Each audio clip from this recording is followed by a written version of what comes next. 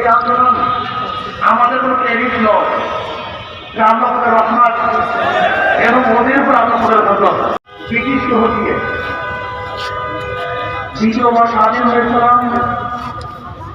ভারতের আলাদা হয়ে পাকিস্তান নামে ভূখণ্ড অঞ্চলের ভিত্তিতে তৃতীয়বার স্বাধীন হয়েছিলাম। পশ্চিম পাকিস্তানের বৈষম্যবিরোধী আন্দোলন করে বাংলাদেশ নামে একটা দেশ সৃষ্টির ভিত্তিতে।